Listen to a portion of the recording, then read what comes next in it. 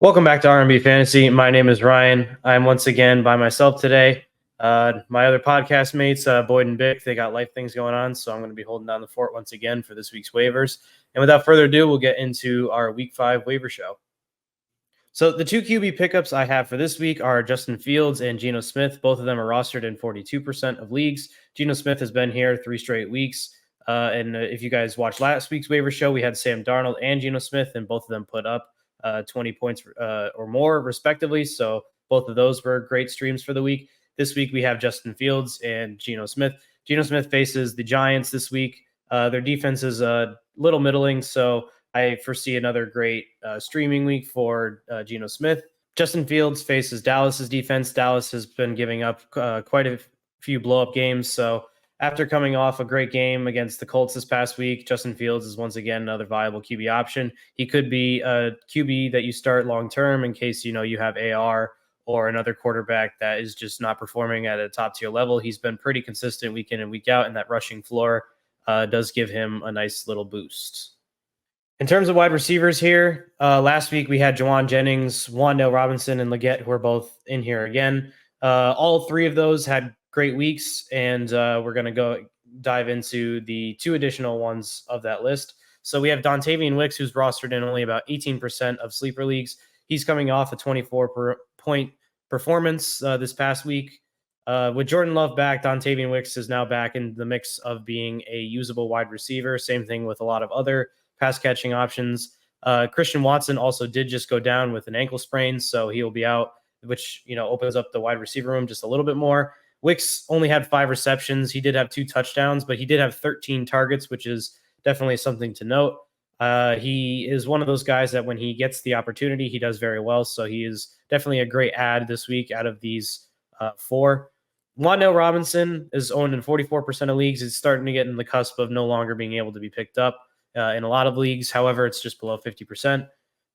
He is a PPR machine. He's nothing, amazing, but he is clearly the second highest target earner behind Malik Neighbors. So I definitely see Wan'Dale being a usable option as a fill-in on any given week, like a desperate flex play, because there is that floor of the PPR upside. If you're in half PPR, it might be a little less valuable, but full PPR, he is 100% should be on a roster.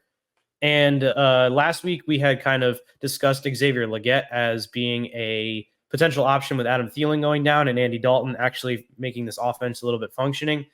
Deontay Johnson looks fantastic. Like, he looks like the number 1 wide receiver on that offense, whereas like Xavier Leggett was getting a lot of those like inertia-based routes or ones that, were design plays. So they're a little bit more design touches. He's not like, getting separation and just running a million different types of routes like Deontay is and winning them, but he's still getting the volume. He did get a touchdown. He ended with about 17 points. So Leggett is definitely a viable option as long as Thielen's out and Dalton is starting and running this offense. He's only rostered in 38% of sleeper leagues, so make sure you go and get him. And Allen Lazard is, yes, he's rostered in 48% of leagues, and it's kind of disgusting to see him on here, but he is being used by Aaron Rodgers in almost any sort of game script. He will be volatile on a week-to-week basis. He is a little bit touchdown dependent, but he's getting enough volume where he has a nice floor. He's kind of one of those guys where if you need an extra wide receiver on your bench or a desperate flex play and he's just kind of sitting around on the waivers, I would definitely make it a priority to add him. Not for a lot of money if you're in a fab league, but he's definitely some guy that it would be worth rostering. In terms of running backs, yes, Bucky Irving is somebody that we touted since the start of the season to roster. He is rostered in 61% of leagues. Him and Rachaad White saw almost identical stat lines with 10 carries for 49 yards. However, Bucky Irving was getting usage in not only the passing game, but he was also getting goal line work. He had a touchdown called back that they ended up giving to him on a toss where he ended up getting a touchdown after that. So they're clearly getting him involved in the offense. And, with them saying this week that he's going to get more touches, they were clearly not lying with that. He's getting good quality touches as well. And with how well the Buccaneers offense has been doing this year, I definitely think Bucky Irving should be rostered in at least 80% of leagues. Like, the only way to get him on a team is by it being like an 8-man league. Like, if you're on a 10, 12, 14 man, like, he should easily be on a roster. If he's still on your waiver wire, you need to still blow your fab on him.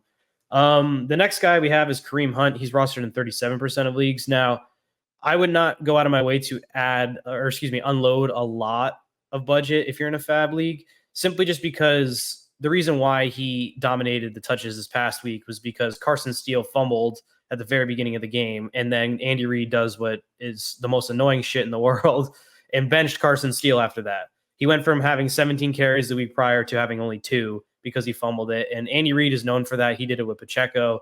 He's done it with Charles and Kareem Hunt.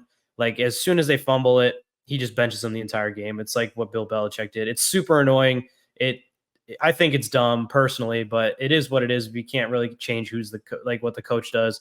But it would be interesting to see if based off of like Kareem Hunt having a decent performance this past week, whether or not he ends up being the go-to guy. So I would definitely add him just to see where it goes. I would still hold on to Steele, but I wouldn't be opposed to dropping him either. He's that's kind of a case by case thing.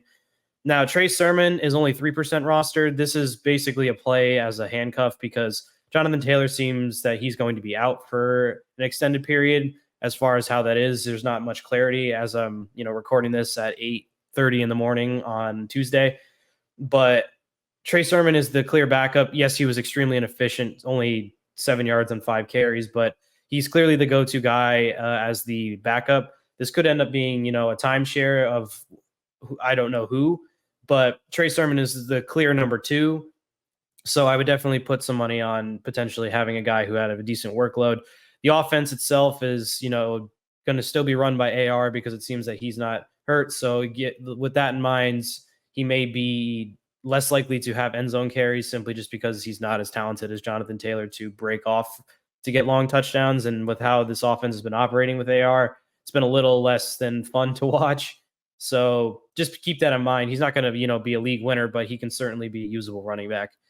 And now Justice Hill was on this list last week. He went down 1%. He's rostered in 28% of leagues. He had a great game in PPR. He led their team in receptions. He had 17 points in PPR formats.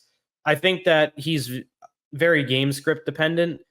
So if the team is, going to be beating the brakes off of him, he's not going to be getting a lot of work. But when the game is, relatively close, we could see Justice Hill getting a lot more volume.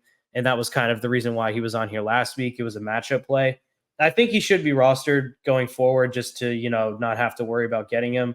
They do play in the next 2 weeks, the Bengals and the Washington Commanders. Now, I do think that the Bengals could potentially be a close game, but who knows? They could end up, beating the brakes off of them. So if that's the case, then Justice Hill will likely get some work. And the Commanders, they'll probably end up being in a close game with how well the Commanders' offense is and how bad their defense is. So I think the next 2 weeks, and then I believe he has a bye in week 7. I believe that Justice Hill for the next 2 weeks would be a viable, desperate RB2 option for those that are in it went hero or 0 RB. And if he's not, you can just easily just roster him just in case you need to plug and play. In terms of tight ends, it changes every week of who comes off the waiver wire. Now, the 2 guys I have here, Tucker Kraft is likely going to be the top priority ad at the position this week just because of his usage when Jordan Love was on the field. And Cade Otton hasn't been, averaging about between just middling 9s, but he's been getting volume. He's seen an average of 8 targets the last 2 weeks. Now, as long as, Baker Mayfield is throwing the ball, I definitely think that Cade Otton at 18% would definitely be, if you're rostering Kyle Pitts and don't want to start him anymore, or you're just in a tough spot like most people are with tight end, Cade Otton would definitely be a guy where you could potentially add and have to figure out if you're starting him any week, but he definitely should be on a roster with the volume that he's getting. So Tucker Kraft had a great week this last week. He had 9 targets, 6 receptions for 53 yards and a touchdown, which equated to about 15 fantasy points. And with Jordan Love, as I mentioned with Dontavian Wicks before, Jordan Love definitely boosts this offense to a high degree in terms of just the pure passing volume that they'll be, airing out on a week-to-week basis. And with Christian Watson down, there's less competition for targets. It's mainly going to be Reed, Kraft, Wicks, and then Dobbs will get in the mix. So I definitely think that Kraft is worth an ad. I would say he's one of the more priority ads this week. I'm picking him up in a couple leagues because I have Sam Laporta, who is on a bye. And, I also have issues with just whoever's starting just because of how bad the position has been this year. I would probably be starting Croft over Mark Andrews going forward until Mark Andrews proves that he's not just an extra lineman. Because my God, Mark Andrews' situation is brutal. I mean, I really don't know what's going to happen with him, but that's besides the point. These two would be the two guys that I'd be picking up this week and putting a little bit of fab on if I had it. I know this was a rather quick video, but I had to record this before I have to log on to my actual remote job. So I appreciate y'all tuning in. Make sure you guys like the video, subscribe if you're new, and follow all of our socials. Hopefully we get the gang back together and can have more of a podcast format, but I'm still enjoying, creating this content for you guys. And I hope to see you all in the next one. Peace.